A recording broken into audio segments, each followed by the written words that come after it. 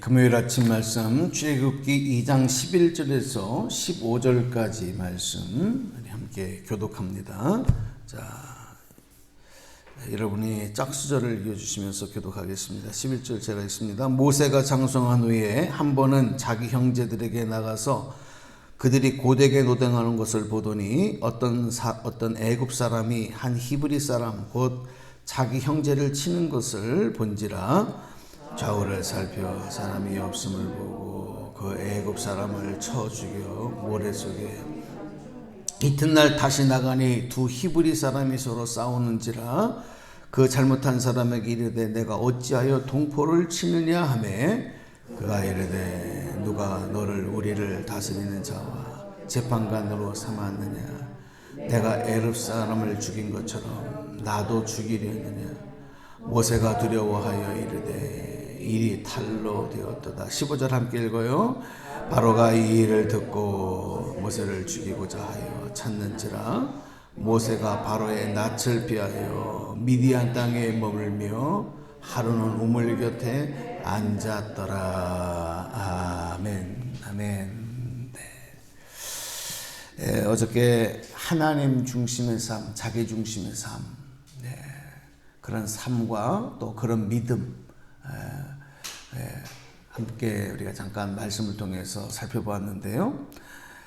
오늘은 이 모세가 애굽의 왕자로 있을 때, 왕자의 신분으로 살아갈 때 그는 혈통적으로는 히브리인이었지만 애굽의 왕족으로서 모든 것을 누리고 또 모든 준비, 교육 이런 것들이 다 되어 있는 상태의 모세가 어느 날 갑자기 이제 한 애굽 사람이 히브리 사람을 때리는 것을 보고 분개해서 그 애굽 사람을 살인하고 이제 그 시체를 이제 안매장하는 그런 일이 벌어집니다. 또 다음 날 보니까 두 히브리 사람끼리 싸우는데 그 두 사람의 또 다툼에 개입을 해서 그것을 만류하는 과정에 자기가 행했던 일들을 그들이 알고 또 그것을 이제 고발하는 이런 내용들을 보면서 모세의 삶에 큰 위기가 찾아오는 이제 이런 내용의 말씀을 우리가 읽었어요. 어제 말씀에 조금 더 이어서 왜 우리가 하나님 중심의 삶을 살아야 되느냐, 왜 하나님의 중심으로 우리가 꼭 신앙생활을 할 때도 그렇게 하나님 중심의 믿음을 가지고 신앙생활을 해야 되느냐 하는 것은, 그렇게 해야만 그 인생이 가장 온전한 인생이 되고 또 그 믿음이 완전한 열매를 맺기 때문에 그렇습니다. 그러니까 자기 중심적으로 할 때는 그렇게 해서 그것을 이룬다 하더라도 온전한 열매를 맺을 수 없기 때문에 그래요. 우리가 이제 출애굽의 사건 가운데 이런 일들을 많이 이제 발견하게 되고, 오늘 특별히 모세를 통해서 그런 내용을 좀 살펴보면, 이제 모세가 이렇게 해서 살인자로서 이제 도망하지요. 살인자로서 도망가고 이제 미디안 광야로 들어갑니다. 이제 그곳에서 40년을 숨어서 사는 은둔자의 삶을 사는 거죠. 애굽의 왕족에서 양을 치는 목자로, 이게 신분으로 말하면 하늘과 땅의 차이가 나는 거죠. 그러던 어느 날 그가 이제 딸기나무 불꽃 가운데 마셨던 하나님의 부르심을 받게 되는데, 여러분 그 부르심을 받기 이전까지 모세가 이런 자신의 인생에 놀라운 그런 대변화, 그리고 추락, 그리고 자기 고민, 울분, 이게 얼마나 심했겠습니까? 왜냐하면 나는 히브리인으로서 내가 내 동포, 내 동족, 내 형제들을 도와주려고 한 것인데 자기에게 돌아오는 것은 이런 엄청난 피해가 돌아온 거예요. 모세 입장에서 보면 그런 거죠. 그런데 이 40년의 기간 동안을 하나님은 모세를 다시 담금질하시고 준비시키는 기간으로 삼으시잖아요. 뭘 준비시켰냐면 모세가 그동안에는 자신의 민족, 고통받고 그 노역 속에 노예와 같은 고통 속에 있는 자신들의 동포, 자기 형제들을 보면서 자기의 생각, 자기 힘, 자기의 판단으로 그들의 고통에 개입을 한 거죠. 그들의 문제를 해결해 주고 싶었던 거죠. 가장 중요한 건 뭡니까? 모세의 그 동기가 나쁜 게 아니에요. 그 마음이 나쁜 게 아니에요. 그가 자기 중심적인 자기 생각으로 그렇게 했다는 거예요. 하나님은 그것을 하나님 중심의 사람으로 믿음으로 바꿔놓는 과정이 그 장소가 미디안 광야였고, 이스라엘 백성들에게 애굽에서 출애굽한 이후에 약속의 가나안 땅까지 들어가기까지 그들을 바꾸시고 그들을 준비시키는 그 현장이 광야라고 했다고 한다면 모세에게는 미디안 광야. 그리고 거기서 철저하게 하나님은 그를 만지셨던 것입니다.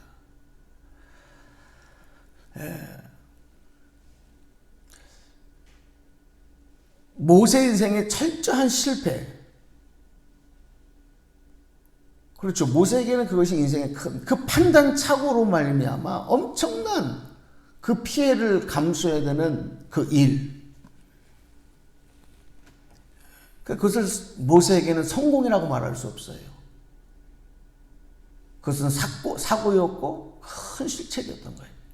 그러나 오히려 하나님은 그 일을 통해서 또 모세의 암울한 40년의 고통스러운 그 시간을 통해서 위대한 하나님의 일꾼, 위대한 민족의 지도자를 만들어내는 준비시키는 기간으로 삼으셨다. 만약에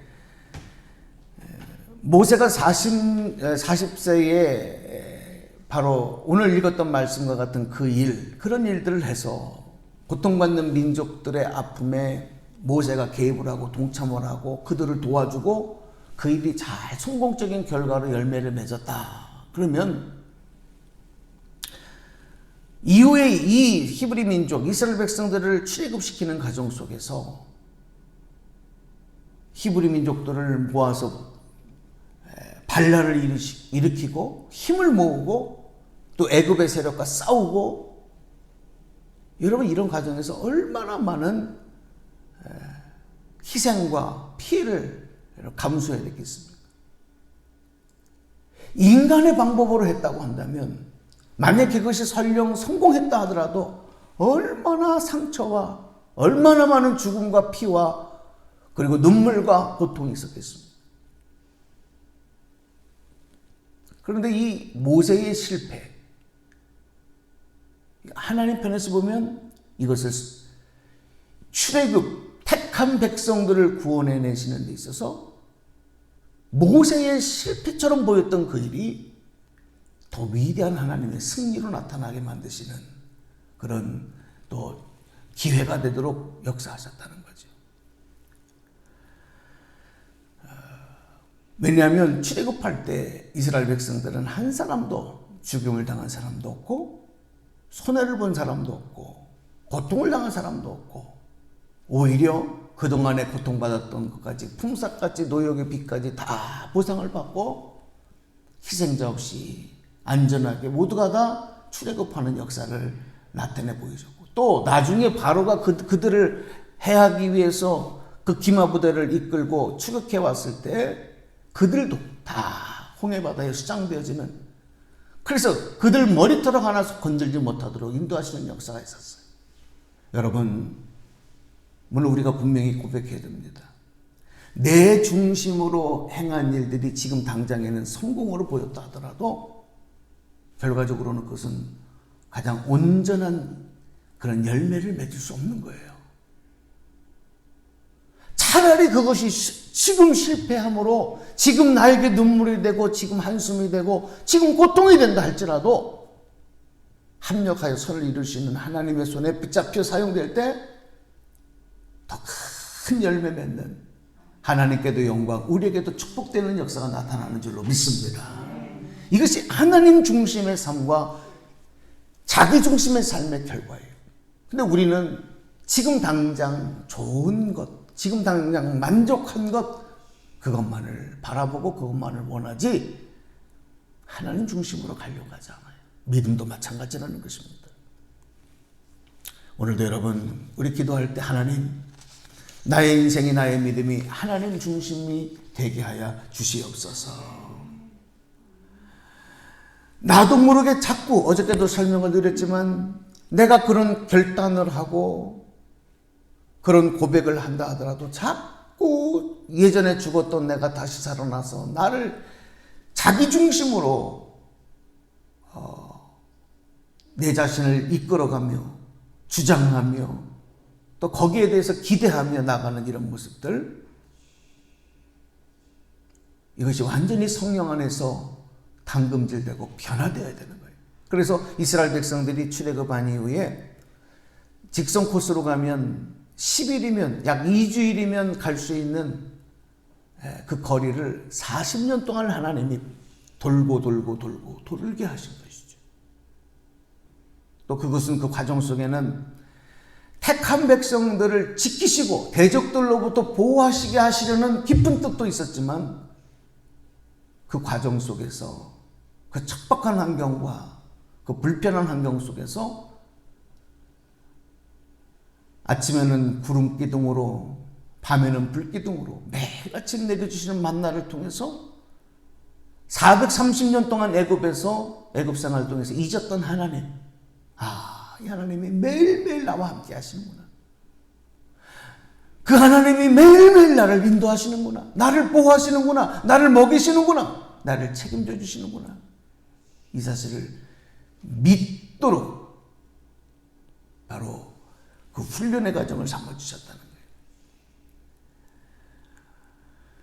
거예요. 오늘 우리가 하나님께서 이런 인도하심이 있는데도 불구하고 여전히 자꾸 내 중심의 삶, 내 주장, 내 생각만을 주장할 때, 그리고 하나님의 이 인도하심에 불순종하고 순종하지 않을 때 하나님은 어떻게 하시느냐? 그냥 내버려 두신다 그랬어요. 내버려 두신다. 여러분, 내버려 두는 건 자유함을 주는 게 아니고 이건 가장 큰 하나님의 징계 중에 하나예요. 내버려 두시는 거, 유기하시는 거. 시편 81편 10절에서 13절 말씀 보면, 여러분 귀로 들어보세요. 나는 너를 애굽 땅에서 인도해낸 여호와 내 하나님이니 내 입을 크게 열라 내가 채우리라 하였으나 내 백성이 내 소리를 듣지 아니하며 이스라엘이 나를 원하지 아니하도다. 그러므로 내가 그의 마음을 완악한 대로 버려두어 그의 의미대로 행하게 하였도다. 내 백성아 내 말을 들으라. 이스라엘아 내 도를 따르라. 여러분, 하나님이 여러분을 그냥 내버려 두지 않기를 원합니다. 하나님께서 나의 삶을 개입하시고 나를 이끌어 가시고, 여러분, 이것이 귀찮은 게 아니고 부담스러운 것이 아니라 이것이 축복인 줄로 믿습니다. 축복이에요. 하나님의 자녀이고 하나님 백성이니까 하나님 자꾸 개입하시는 거예요. 믿지 않는 사람들은 나보다 훨씬 잘못하는데, 훨씬 잘못 사는데 하나님 그렇게 크게 개입 안 하시고 내버려 두시네요. 그게 자유로워 보입니까? 아닙니다. 매일매일 우리의 마음에, 우리의 양심에, 우리의 생각에 개입하시고 주장하시고 바꿔주시고 인도해 가시는 것이 큰 은혜고 축복이다. 네. 그래서 오늘 여러분, 그 하나님의 개입하심과 인도하심을 기뻐하며 순종하며 내 중심에서 하나님 중심의 삶으로 결단하고 나가는, 또 기도하는 여러분, 승리하는 여러분, 오늘 이 시대에 모세와 같은 위대한 하나님의 삶을 감당하는 여러분 한 분 한 분 되시길 주님의 이름으로 축복합니다. 축원합니다. 기도하겠습니다. 하나님 감사합니다. 오늘의 성공, 내가 주장하고 내가 원하고 내가 바라는 대로 되어지는 일들, 그렇게 해서 좋은 결과를 얻었다고 생각하는 것들이 성공이 될 수 없다는 사실을 우리는 다시 한번 말씀을 통해 깨달았습니다. 비록 오늘 실패고 오늘 우리의 삶에 큰 손해가 나타나고 때로는 실망이 되고 낙심이 되는 결과라 할지라도 그것이 하나님의 중심의 삶으로 나갈 수 있는 기회가 되고 하나님 개입하시고 만져주실 때 그 결과는 엄청난 하나님의 은혜와 구원과 축복을 경험하게 될 줄로 믿습니다. 하나님, 오늘 기도하는 우리 한 분 한 분 모든 분들이 자기 중심의 삶에서 하나님 중심의 삶으로 바뀌어지기를 원하고 오늘도 주님 의지하고 주님 바라보고 주의 뜻에 순종하며 나가는 그 기도하는 것마다에서 하나님의 아름다운 뜻이 이루어지는 놀라운 역사들 나타나도록 은총을 내려 주시옵소서. 오늘 인도하실 줄로 믿고 감사드립니다. 우리 주 예수님 이름으로 기도드리옵나이다. 아멘.